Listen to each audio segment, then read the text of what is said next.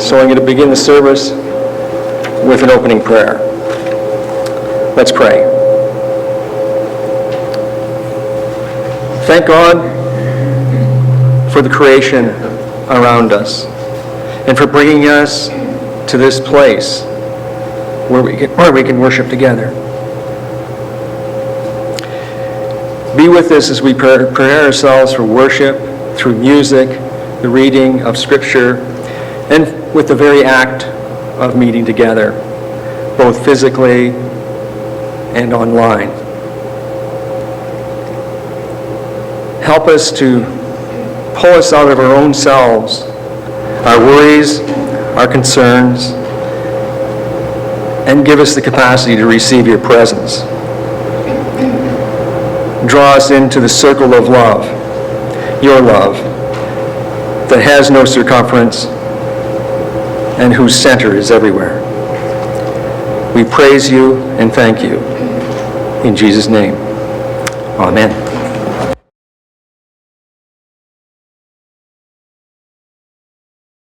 You were the Word at the beginning, one with God, our Lord Most High.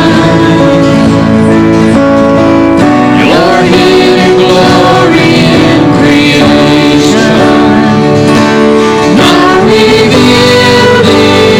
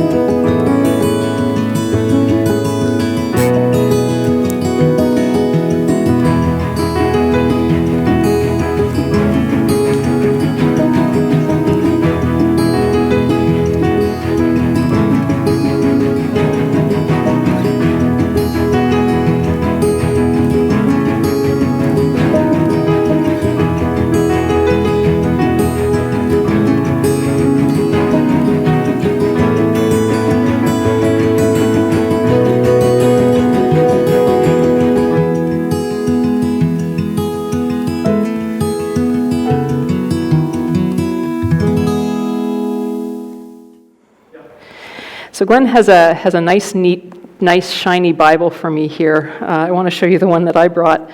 It's doesn't have its cover anymore. It's got duct tape. This is the Bible that I bought when I went back to do my Master's of Divinity, and it just kind of holds a lot of sentimental value for me because it has all my notes in it as I was going through biblical classes, and so I'm going to read from our scripture from this Bible today. So, our scripture passage this morning is from Mark chapter 4. Verses 35 to 41. Jesus has been teaching. He's been out on a boat. There's been huge crowds, listening to what he has to say. He's been sharing with the disciples and with the crowds a number of parables. And then Jesus said to his disciples, "Let us go across to the other side." And leaving the crowd behind, they took him with them in the boat, just as he was. Other boats were with him, and a great windstorm arose, and the waves beat into the boat so that the boat was already being swamped. But he was in the stern, asleep on the cushion. And they woke him up and said to him, "Teacher, do you not care that we are perishing?" He woke up and rebuked the wind and said to the sea, "Peace, be still." Then the wind ceased, and there was a dead calm. He said to them, "Why are you afraid? Have you still no faith?" And they were filled with great awe and said to one another, "Who then is this, that even the wind and the sea obey him?" Thanks be to God for the gospel. I want to just want to say that I'm really grateful for the opportunity to be here with you this morning. I've dropped in from time to time. Cliff and I are very proud inhabitants of Canaan, and so it's just a neat opportunity for me to be here. And because I don't teach in the area of Old Testament at Acadia Divinity College, this is why I did not choose an Old Testament passage, because someone else we know does teach in the area of Old Testament. I teach in the area of pastoral care, and you're probably going to sense that as we go through the sermon today. But my friends, I think if we are honest with ourselves, we, maybe not always, but at least sometimes find ourselves in the same boat as the disciples. And I don't know about you, I'm just really, this sermon is kind of a confession, because I'm going to be sharing with you some of the questions that I have when I read this passage. And really the first thing that comes to mind for me is that I just really think the disciples get a bad rap in this. I kind of feel badly for the disciples, because it kind of feels like they're getting, it kind of feels like Jesus is getting down on them a little bit. And I'm just not so sure that that's really fair, because when I look at it, I can't imagine how anyone in the situation that they found themselves in would be anything other than terrified. How could you not be in a boat that is being swamped, that is being buffeted by winds, that is threatening to sink, and not be terrified? They had every reason to be overwhelmed, at least as I see it. They were in crisis. They were out of control. Even the fishermen of them didn't seem to know what to do. Of course they needed to be afraid. Of course they were afraid. The commentators that talk about the word which is used to describe storm make the point that the word that is used is not just the word that indicates a kind of a regular kind of storm. It is a furious storm. It's like a whirlwind. It's almost kind of like a hurricane. It's just the winds were coming at them from every direction. The waves were coming at them from every direction. No wonder they were terrified. How could they not be terrified? Maybe to look at this another way is to ask ourselves, what on earth were they supposed to do? Were they supposed to just be able to sit there calmly and just watch the waves come in? Were they supposed to let Jesus sleep? Were they supposed to just be okay with what was happening?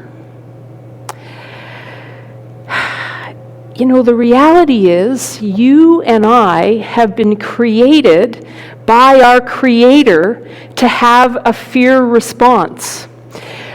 Fear is not necessarily a bad thing. We have fear when we experience threat, and that fear response helps us to act in ways that enable us to survive the threat. It's a natural part of who we are. It's a part, I would argue, of how God has made us to be. So, why does it seem like Jesus is so hard on them? At least that's how I've always found myself interpreting this passage, and maybe having others interpret it for me. We often will use the word rebuke. Why does Jesus rebuke the disciples? Why does he say to them, why are you afraid? What do you mean, Jesus? Why are we afraid? How could we not be afraid? And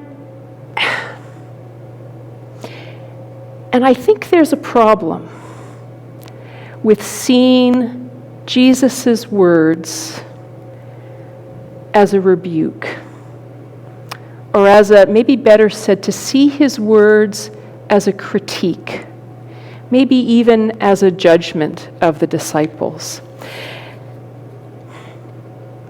And I say this for a number of reasons, but I say at least one of the reasons I say it is because when we start thinking about Jesus' words as a critique, as kind of putting the disciples down for not having enough faith, then I think what it does in us is it gets us thinking that somehow we ought to be able to try harder to not be afraid in difficult situations. And we ought to be able to try harder to have more faith. And we ought to be able to do better at living up to a certain kind of standard of faith that Jesus wants us to live up to.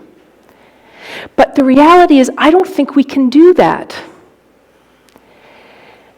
Because faith is not something that we can conjure up in ourselves. Faith is a gift. Faith is a fruit of the Spirit. Faith is something which God works in us. It's not something we can conjure up on our own. So I think when we interpret these words of Jesus as a critique, as a rebuke, then we fall into the danger of thinking that the whole purpose of this story is to tell us that we have to do better, to pull ourselves up by our bootstraps and just get on with having more faith and having less fear. But I'm not really convinced that that's what Jesus was doing here. So if not that, if Jesus wasn't telling the disciples and isn't telling us to pull us up by our bootstraps, what is he telling us to do? What's another way we can interpret these words of Jesus? Well, I think instead of hearing them as critique, we can hear them as invitation. I don't think Jesus is telling us to get better at something. I think Jesus is saying, "Oh, my brothers, oh, my disciples, oh, my friends, there's more. There's more to this world than what you see. There's more to me than what you see. There's more to life in me than what you see. And I want you to experience that. And I want you to learn about that. And I want you to know it, not just in your head, but in your heart, so that you can live in the freedom of that." That's invitation. And I think that is actually what Jesus is wanting to communicate to the disciples and communicate to us. Well, if Jesus really does want us to learn some things about him, what are some of the things we might learn about him from this passage? I've picked out 3 things. There's probably more things than that. But here they are. The first one. The first thing that I think we learn about Jesus in this account is that he actually really understands and empathizes with our fear and our need. Without a doubt, it seems to me that Jesus' desire was to help the disciples move beyond where they were to a deeper experience of him. But that doesn't mean that he didn't also understand and appreciate and empathize and have compassion for them just in terms of where they were. And the reason I say this is because before he said anything to them, he woke up, he got up, and he stilled the storm. He stilled the waves. He calmed the winds. He addressed their fear, and he addressed their need. You see, I don't think he despised their fear. I don't think he was put off by it. I don't think he was like, oh, there they go again. There they go again. I think he understood it. I think he appreciated why they were so scared. And he moved to meet them in the midst of that. And I think it's important for us to pause on that point a little bit because, I don't know about you, but I know for me, it's so easy for me to skip over this part and just move on to Jesus' words and think that Jesus' words are the most important part of this passage. But I think we need to pause and just say, Jesus stilled the storm. He understood what they were going through. He understood their struggle. He understood their need. And he met them in the middle of it with his love and his compassion and his grace and his presence.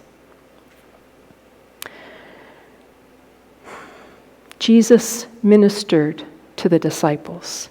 He loved them and liked them, even when they were afraid, even when they had difficulties having faith. He loved them and he liked them. And he loves and he likes us and does not despise us and does not roll his eyes at us and does not feel resigned with us when we too struggle with fear. The passage that comes to mind for me is Hebrews 4, verse 15. We do not have a high priest who is unable to sympathize with our weaknesses. We do not have a high priest who despises us in our fear. We do not have a high priest who gets frustrated with us in our fear. We do not have a high priest who gets tired of us when we have fear. We have a high priest who sympathizes with us in our struggles, in our fears, and in our need. That, I think, is the first thing that we can learn about Jesus from this passage. The second thing that comes to mind for me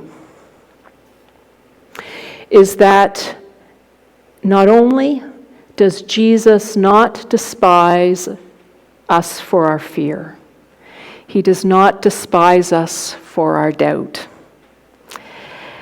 Jesus met the disciples' needs even though they were having a really hard time believing that he might do so. Their words to him are hard words. Do you not care that we are perishing? Those are hard words. Those are pain-filled words. Those are angry words. Those are fearful words. Those are words which give voice to that fear of abandonment that has plagued all of humanity, all of us, since the fall. They are the words which were on the lips of the Israelites in the wilderness when they weren't sure that God was going to come through for them. They're the words on the lips of the Israelites after the nation had been formed and as their enemies began to encroach upon them. And they are the words that have echoed down through generations of believers. God, don't you care? Don't you see? Don't you see what's happening here? Don't you see what's going on in my life? Don't you care? Why aren't you doing something about this? Don't you care? They are words of accusation to a God who cares, saying, I don't think you care. And even though they were words that were so unjust, Jesus responded with compassion and with grace and with love and met the disciples in their need. Jesus doesn't turn away from us when we are afraid, and he doesn't turn away from us when we doubt, and he doesn't turn away from us even when we lash out at him, when it feels like he has abandoned us and we don't understand where he is. And in this sense, this account of Jesus stilling the storm, to me, just is a foretaste of what we experience of Jesus in the cross. For the cross is where we hurled all of our rage, all of our pain, all of our anguish, all of our fear, all of our desperation, all of our, doubt, all of our desperate fear that God isn't there for us. And Jesus and the Father, through the Spirit, took that in. And they didn't despise us. They didn't turn their back on us. They didn't say enough is enough. They took all of our pain into themselves and turned it back to us as the gift of salvation. Jesus does not despise our fear, and he does not despise our doubt. He loves us and he likes us, even in the midst of it. Now, I think around this we need to ask ourselves a question. Does Jesus want us to remain in our fear and our doubt? I don't think so. Is he inviting us to know more of him so that we can see beyond our fear and our doubt? Oh, absolutely yes. But does he turn away from us when we get stuck? Does he turn away from us when the situations press so hard that we cannot see beyond our pounding hearts and our doubt-filled minds? Does he turn away from us? Absolutely not. Because he knows we struggle. And he's experienced that struggle too, in the garden and on the cross. We don't have to get it right in order for Jesus to come through for us. The disciples, in a sense, weren't getting it right, and Jesus still came through for them. We don't have to get it right. Jesus loves us just as we are. The third thing that I think we learn about Jesus in this account is that no matter where we are in our journey with Jesus, he will always be at work to invite us to know more of him.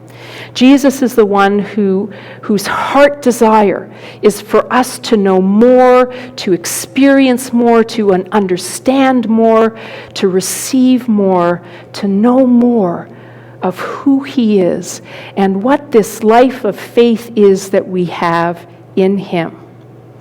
And because of this, he will always take advantage of every opportunity he has to invite us, to prod us, to nudge us, to draw us, to woo us, to maybe even lovingly challenge us into a fuller experience of who he is.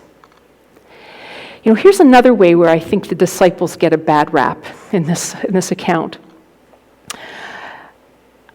we often think that the disciples just didn't get it. But you know what? I think they did in a lot of ways, in the sense that they had already experienced a lot of Jesus. They already had a tremendous amount of faith in him. They had seen him up close in action. They had seen sick people healed. They had seen people oppressed by demonic spirits set free. They had heard his words of power and authority. And in fact, they were so captivated by those words and so captivated by Jesus that they were willing to leave their lives and leave their livelihoods to follow him. That is a remarkable thing. That, to me, is faith. They were people of faith. They already knew something pretty profound about Jesus. The thing is, Jesus wanted them to know more. He wanted them to know more. And so Jesus didn't just address their need. He didn't just address their fear by calming the waves and the storm. Jesus invited them to know more by saying to them, "Why are you so afraid? Have you still no faith?" What is it that Jesus is inviting the disciples to know? I'm taking a bit of a guess at this. I think it's not a bad guess. There's probably other things he might want them to know, but here's what comes to mind for me. I think Jesus in this passage is inviting his disciples to consider, to see, to understand that his love and his Father's love for them cannot ever be overcome, even in death.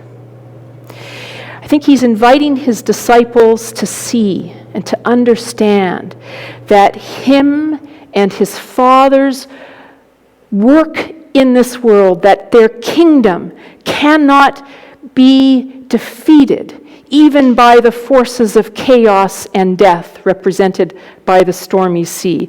I think Jesus is inviting his disciples to consider that the life they have in him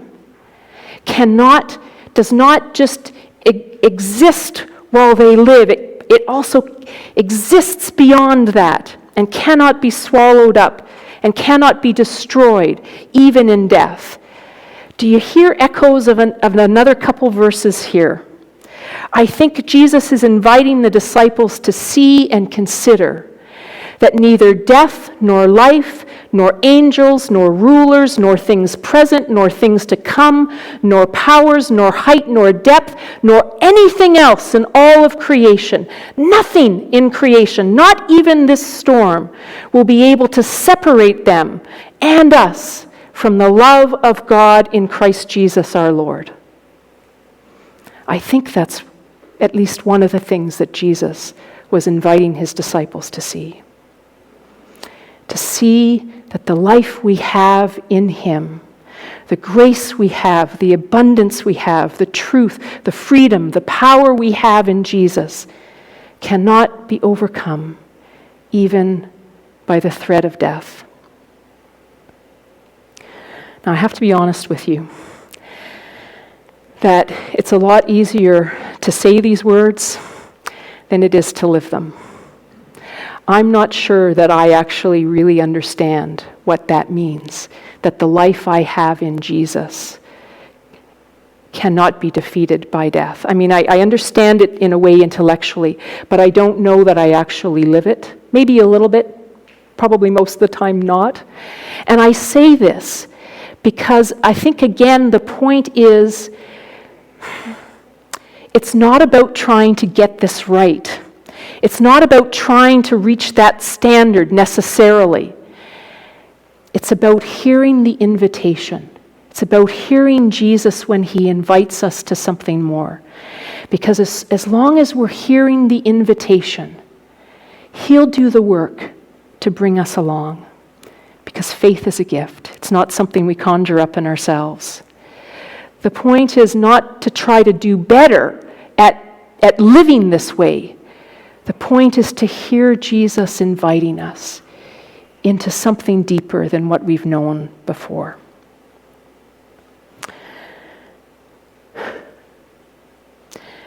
But here's the thing.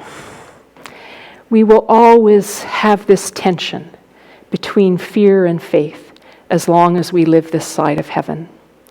We live here, and yes, we live with Christ in heavenly places. But because we live in this both and, there will always be this tension. There will always be this struggle between our fears and our doubt and our faith. No matter what we have experienced of Jesus, no matter how much faith we already have, there will always be something more for us to live into.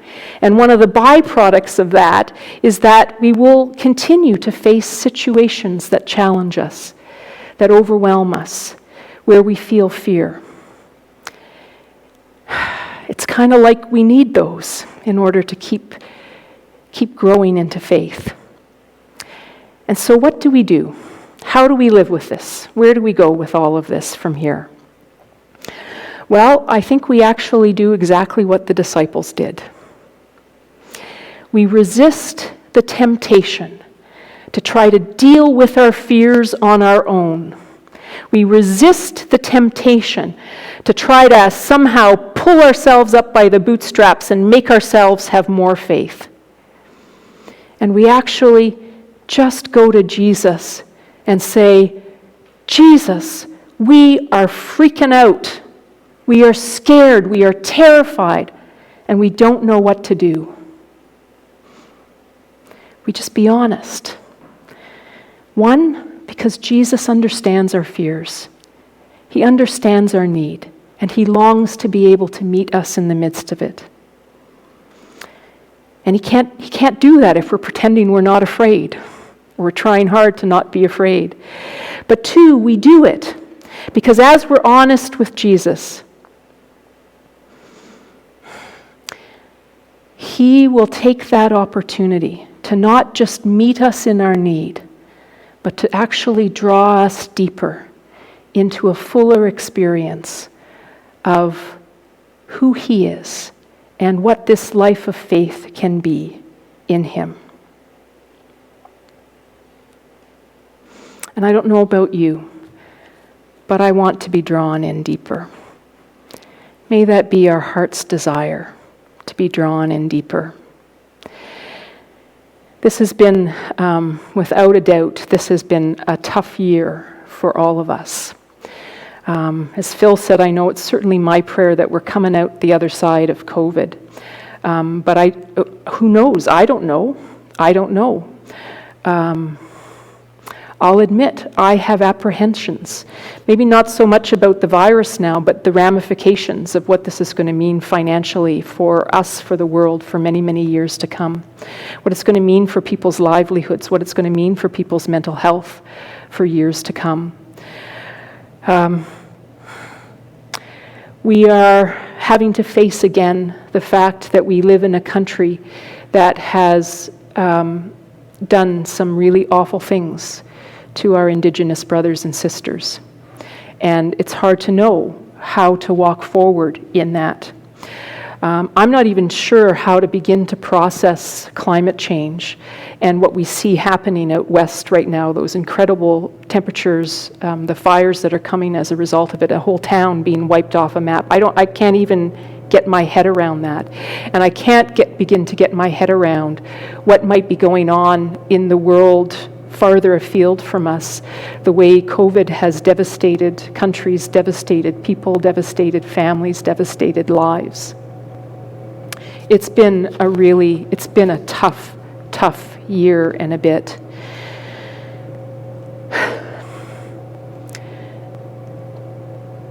Even if we may not be in mortal danger at this point, Jesus is not indifferent to our fears. He's not indifferent to our doubt. He's not indifferent to our struggle. He does not turn away from us when we can't seem to get it. He loves us. and he wants to meet us in our need. May that simply be our prayer. Jesus, meet us in our need and help us to see more of you. I'd like to close in prayer.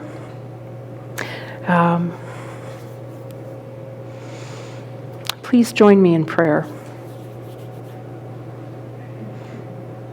Hear these words as the words of Jesus to you today. Be still and know that I am God. Be still and know that I am. Be still and know. Be still. Be just as you are. For lo, I am with you always, even to the end of the age. Amen.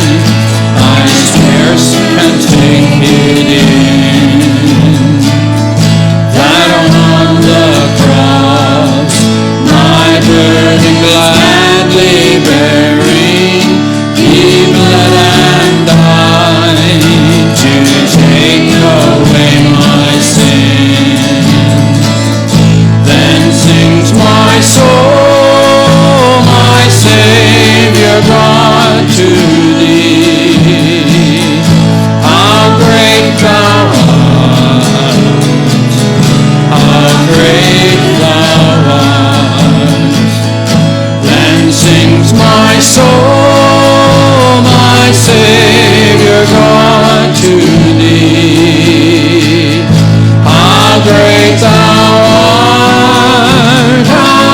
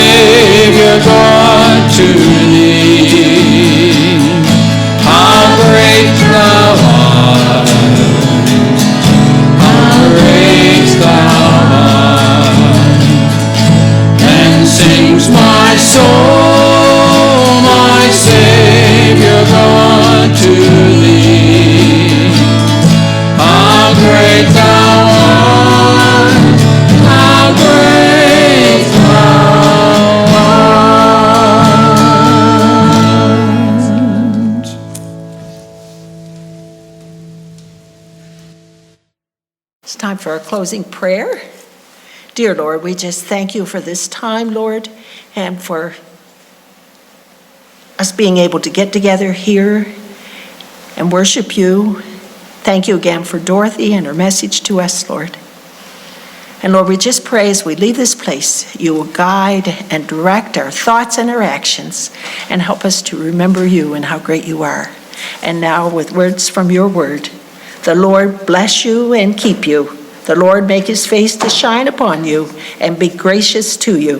The Lord lift up his countenance upon you and give you peace. Amen. God bless you.